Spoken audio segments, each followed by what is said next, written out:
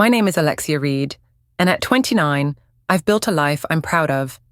I'm a data analyst in Austin, Texas, climbing the ranks at a top tech company, earning more than I ever dreamed. It's a far cry from my childhood when my world fell apart at 9. My mom walked out on my dad and me after their divorce, leaving us to scrape by. I worked hard, fought for every opportunity, and thought I'd left that pain behind. But then, one autumn evening, everything changed. A knock at my apartment door brought my past crashing back. My mom had somehow found out how much I earn, and she showed up with my spoiled half-brother, demanding I hand over a fortune. Their words hit like a punch, bold, shameless, and dripping with entitlement. It wasn't just about money. It was a betrayal that cut deep. How far would they go to get what they wanted? And what secrets were they hiding? I was about to find out, and it would test everything I thought I knew about family. If you've ever faced a family betrayal, drop a comment below and share your story. It means a lot to hear from you. Don't forget to hit that subscribe button for more real-life drama. I never thought my mom would find me because of the money I make. Growing up in Michigan, my life changed forever at 9 years old. My mom, Vivian Hayes, walked out on my dad, Robert Reed, and me after their marriage fell apart. She'd grown distant, always distracted, until one evening she grabbed a suitcase and left without a word. Dad later told me she'd fallen for another man, someone who promised her a better future. The divorce was quick, leaving us with a small house and a mountain of bills. Mom didn't just leave, she vanished, starting a new life across the state. Years later, I learned she had my half-brother, Brendan Hayes, with her new husband. She never called, never visited, only sent a yearly birthday card with a few cold words that stung more than they comforted. Dad poured everything into keeping us afloat. He ran a small diner, a greasy spoon, serving breakfast and burgers, working from dawn to midnight. He'd flip pancakes, scrub counters, and ring up customers, his hands rough from endless hours. The diner barely broke. Even some days he brought home less than $50 after expenses. Rent was always late, and the fridge was often empty.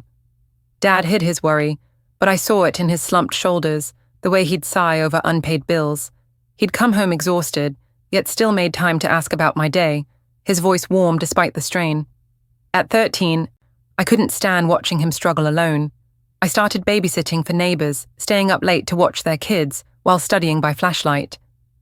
Soon, I took on more stocking shelves at a corner store, cleaning houses after school, even delivering newspapers before dawn. Every dollar I earned went to Dad for groceries or the electric bill. He'd argue, saying I should be a kid, not a breadwinner, but I insisted. It was my way of fighting back against the void Mom left. I'd hide my own exhaustion, pretending it was fine when my hands ached from scrubbing floors, or my legs burned from biking miles with papers. School was my lifeline. I'd stay late for math club, poring over equations to drown out the hurt. Dad would sit with me at our worn kitchen table, helping with homework when he wasn't half asleep. He'd say I could do anything, that I was stronger than our circumstances. His words kept me going, even when I doubted myself. But Mom's absence was a constant ache. I'd stare at her old photos, wondering why I wasn't enough for her to stay. Those questions carved a hole in me when I buried under work and study. By high school, I'd learned to depend on myself. I saved every penny, studied harder, and vowed never to need anyone like I'd needed her. Dad was my anchor, but I knew he couldn't carry us forever. I had to build my own path, and I did one grueling step at a time.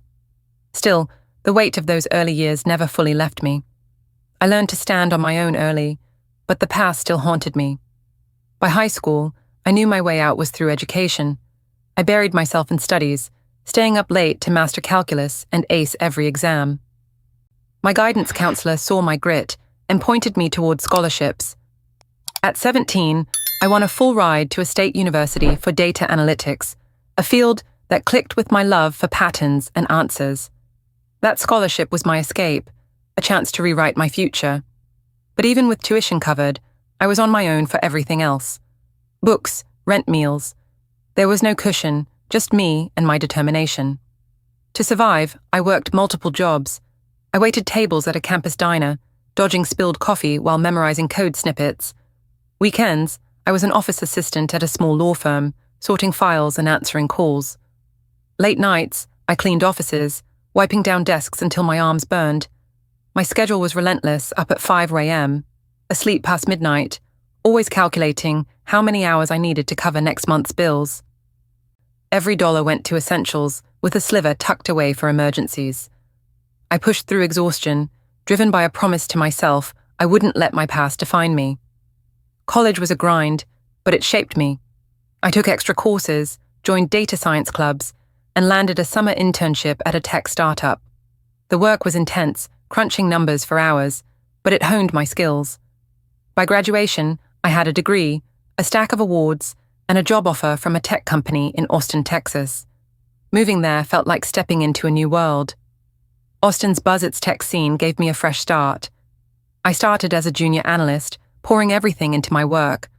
Within 5 years, I'd climbed to a senior role leading projects and earning a salary that felt unreal compared to my childhood. With my success, I never forgot Dad. He'd sacrificed everything running that diner day and night to keep us going. Once my income stabilized, I started sending him $500 a month. It wasn't much at first, but it helped him pay off debts from the diner and fix its leaky roof. Later, I covered his car repairs and even sent extra for a new fridge when his broke. He'd protest saying he didn't want my money, but I insisted. It was my way of thanking him, of easing the burden he'd carried alone for so long. Every time we talked, his voice would crack with pride, telling me I was his greatest achievement. Those moments meant more than any promotion. Mom, though, was a different story. Her yearly birthday card still came, each one a cold reminder of her absence. "Happy birthday. Hope you're doing okay." She'd write her words sharp and hollow. No calls, no visits. Just those cards piling up in a drawer. They stirred up old pain questions I'd tried to bury. Why did she leave me behind? Why didn't she care? I'd pushed the thoughts down, focusing on my work and Dad's quiet support. But the hurt lingered. My life in Austin was one I'd built from scratch. I bought a modern apartment downtown, filled it with things that felt like home. My colleagues respected me, and I found friends who became my chosen family. I thought I'd closed the door on my past, that I'd proven I didn't need Mom. But some wounds don't heal no matter how far you climb. I thought I'd left the past behind until one autumn evening. One autumn evening, a sharp knock on my apartment door jolted me from my routine. I opened it to find my mom standing there, her smile wide, but unfamiliar with my half-brother Brendan slouched beside her. It had been over 2 decades since I'd seen her face, and the sight hit me like a wave, part shock, part ache. She stepped forward, arms open as if we'd never been apart, her voice dripping with warmth that felt rehearsed. "Alexia, my sweet girl, it's been too long," she said, pulling me into a hug I didn't return. Brendan barely looked up, his eyes glued to his phone, muttering a half-hearted greeting. We sat in my living room, the space I'd made my own, but their presence made it feel foreign. Mom's eyes darted around, lingering on the sleek furniture, the view of Austin's skyline through my windows. She started with small talk, how she'd missed me, how proud she was, but her words felt hollow like lines from a script. Then she got to the point. "I heard you're doing so well," she said, her tone shifting. "A big job. Good money." She leaned closer, her smile tightening. "Brendan's starting college soon. His tuition's $60,000 and we need your help. Just a little support, maybe $3,000 a month to keep us afloat." I froze, her words sinking in. $60,000, $3,000 a month. The numbers were staggering, but it was her casual entitlement that stung most. Brendan finally looked up, smirking. "Nice place, but it's kind of small for someone making bank like you," he said, his tone dripping with disdain. He sprawled across my couch, propping his sneakers on the coffee table like he owned it. "You could do better," he added, scrolling his phone again. His arrogance, her calculated warmth, it was too much. My stomach churned with a mix of anger and disbelief. This wasn't a reunion, it was a transaction. I tried to process their request. Mom went on painting a picture of struggle, saying she and Brendan were barely getting by. Her voice was soft, almost pleading, but her eyes were sharp, watching my every reaction. She mentioned my job again, dropping hints about my salary as if she'd done her homework. "You've got so much now, Alexia," she said. "Family helps family, right?" The word family hit like a slap. Where was she when Dad and I were scraping by, when I was working nights to afford groceries? Part of me wanted to believe her, to see this as a chance to mend things. I'd spent years wondering what it would be like to have her back, to hear her explain why she left. Maybe this was it, a chance to rebuild. But doubt nodded at me, her sudden appearance, her focus on my income. It felt too convenient. Brendan's attitude didn't help.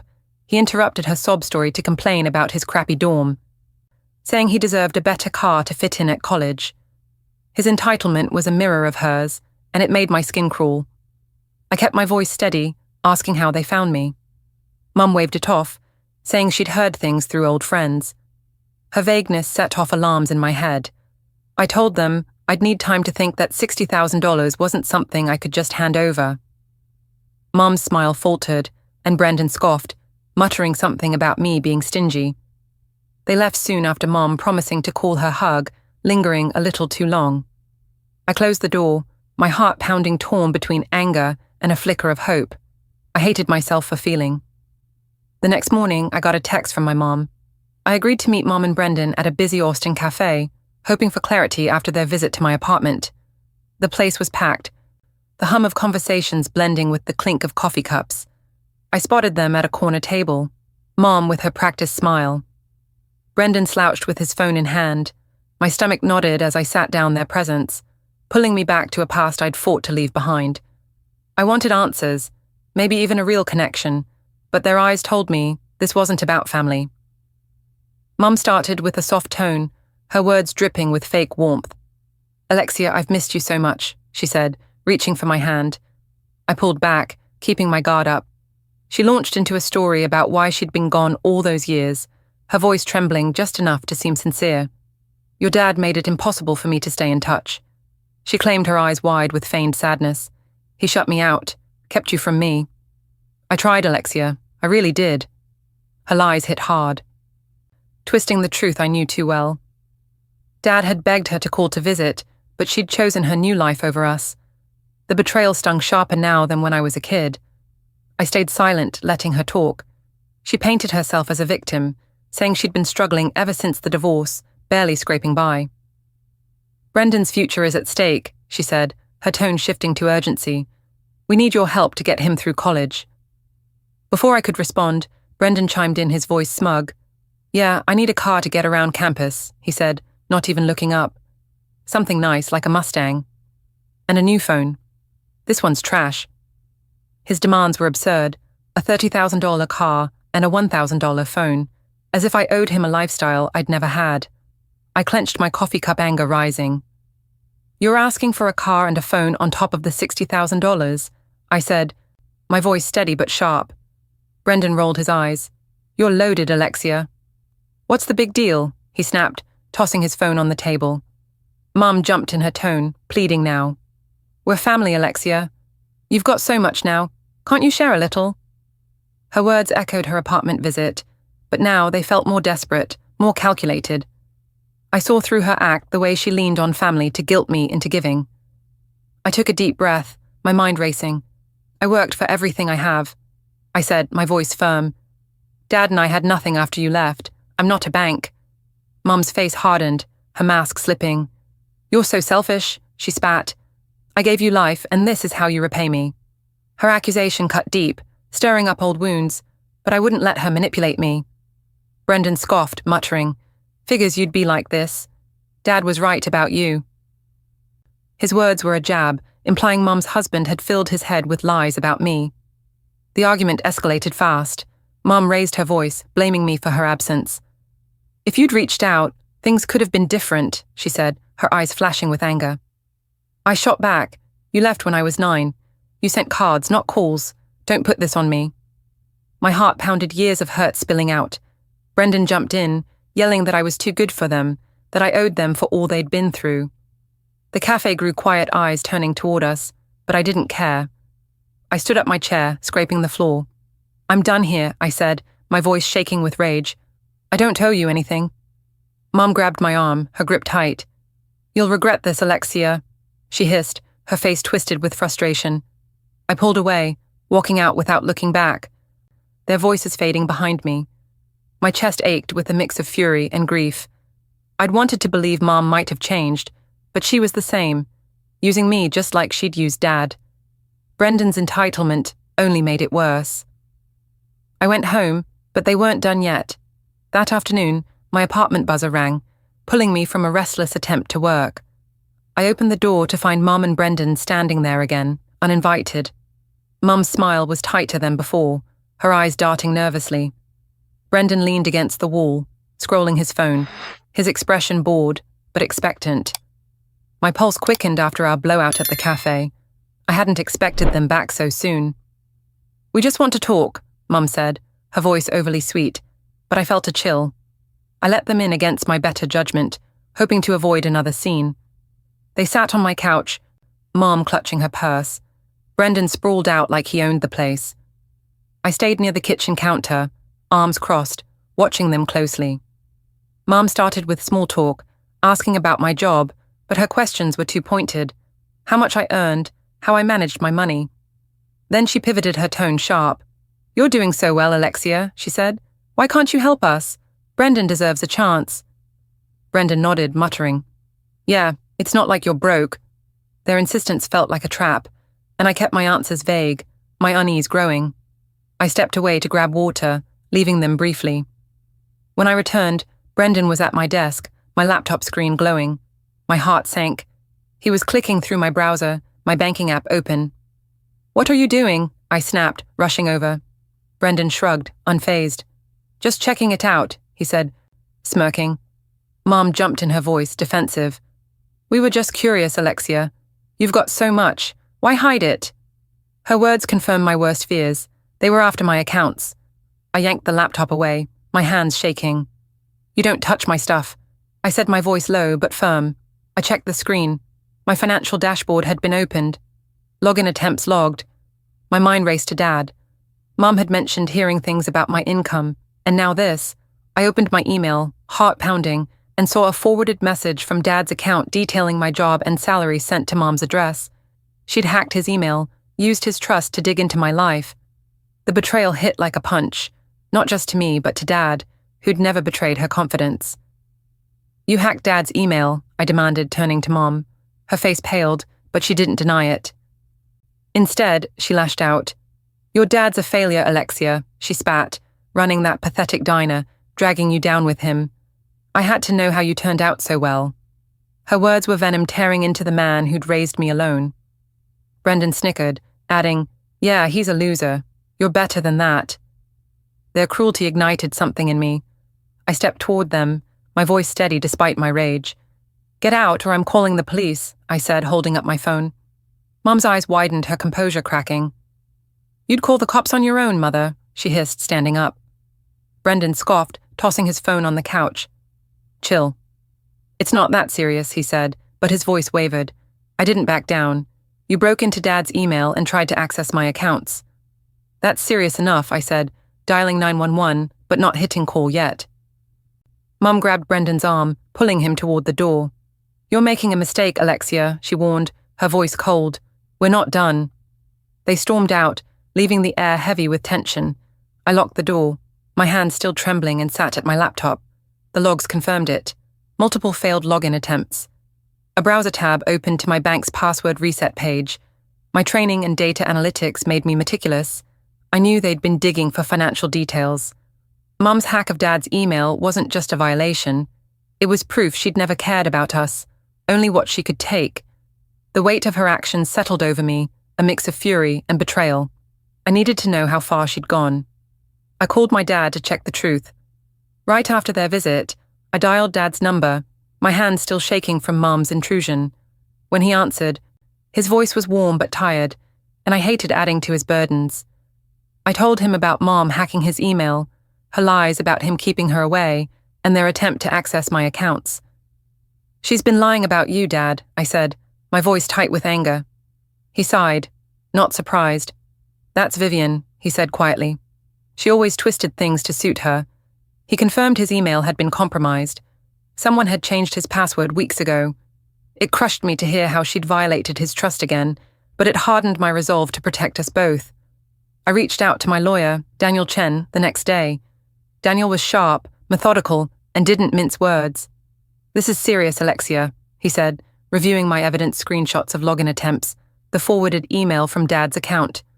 We filed for a restraining order at the Austin courthouse, citing Mom's unauthorized access and Brendan's complicity. The process was grueling with paperwork and hearings, but Daniel guided me through.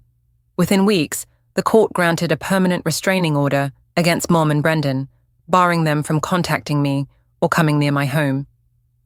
The judge's ruling felt like a weight lifted a legal shield against their schemes. Days later, I got a notification from my bank. Someone had tried to transfer $10,000 from my savings, triggering a two-factor authentication block. I knew it was Mom still digging despite the order.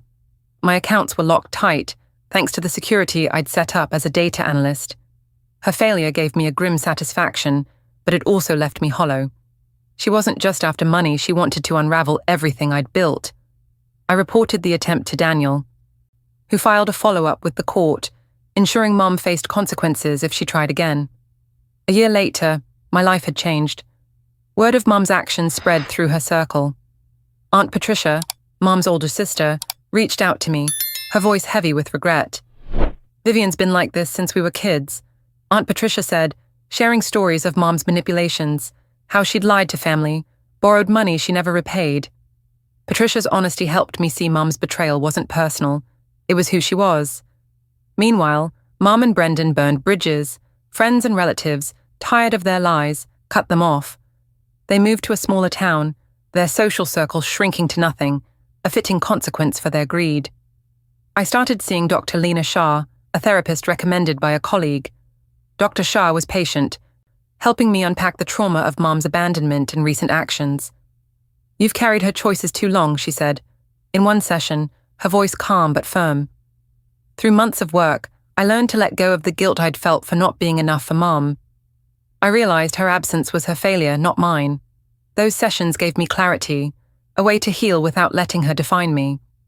Inspired by my own journey, I founded a small charity in Austin, funneling part of my income to support kids from struggling families. The fund offered scholarships and mentorship things I'd craved growing up. Launching it felt like giving back to the girl I'd been scraping by in Michigan. My friend Sierra, a social worker, helped me set it up. Her enthusiasm infectious. Ben, a fellow analyst, designed the website, and Maria, my neighbor, spread the word through his community network. Their support reminded me I wasn't alone. Through it all, Dad was my anchor. I often welcomed him to my apartment, watching him light up at the life I'd built. My friends, Sierra, Ben, and Maria, became my chosen family people who showed up without expecting anything in return. They celebrated my wins, listened when I faltered, and reminded me what love looked like. One evening over dinner with them, I realized something I had Dad, and that was enough. Family isn't blood. It's the people who choose you, who respect you, who stay. To everyone listening to my story, thank you for sticking with me. I hope it shows you that family is what you make it, not what you're born into. Choose people who lift you up, who see your worth. I'd love to hear your thoughts. What does family mean to you? Please share below and subscribe to this channel for more stories like mine.